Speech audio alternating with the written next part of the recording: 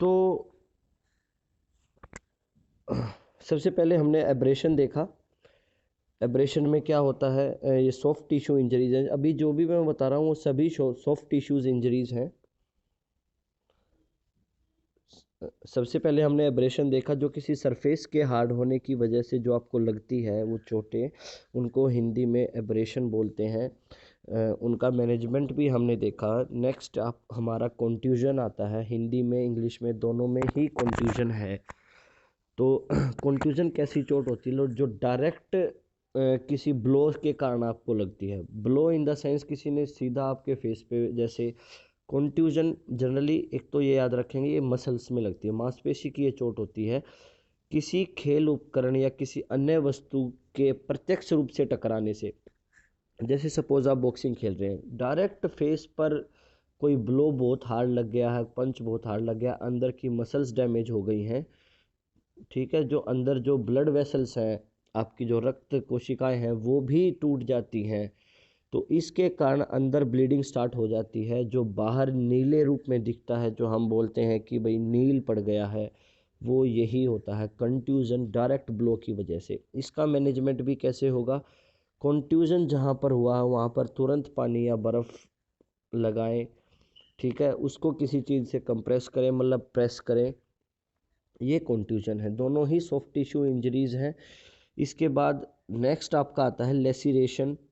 English Hindi में बोलेंगे खरोंच, हिंदी में बोलेंगे लेसिरेशन।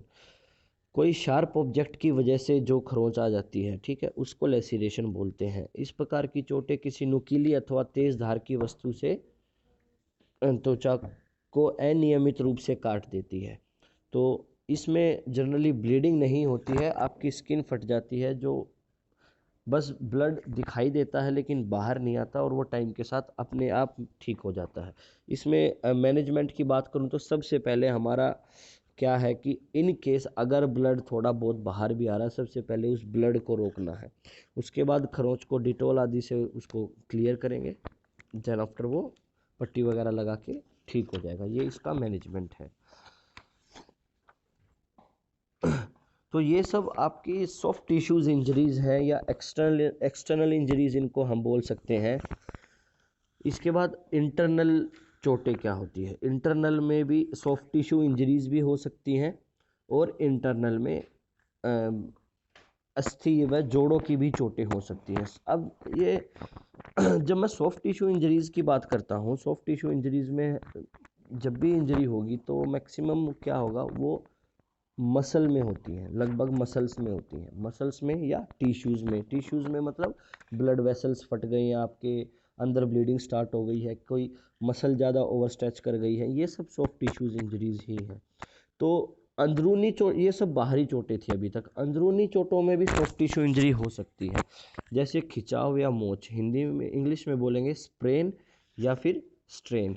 पहले मैं आपको स्प्रेन बताता हूँ। स्प्रेन को हिंदी में बोलते हैं मोच। स्प्रेन को हिंदी में क्या बोलेंगे, मोच बोलेंगे। तो और स्प्रेन कहाँ होता है, ये लिगामेंट की चोट होती है। लिगामेंट बच्चे मैंने आपको बताया था, बोन को बोन से जो जोड़ता है वो लिगामेंट कहलाता है। हिंदी में भी यही है, इंग्लिश में भी यही है। बोन को बोन से जोड़ने वाला लिगामेंट होता है, मसल को मसल से टेंडन जोड़ेगा, बोन को मसल से कार्टिलेज जोड़ेगा। मोच अधिक खिंचाव या लिगामेंट के फटने के फलस्वरूप हो जाती है। स्प्रेन कब होगा, जब आपके लिगामेंट में ओवर स्ट्रेस होगा, ओवर स्ट्रेचिंग हो जाएगी, और या वो टीयर हो जाएगा। Wear and tear of ligament is called strength, आप मोच आप उसको बोल सकते हो। ओके, एक सेकंड।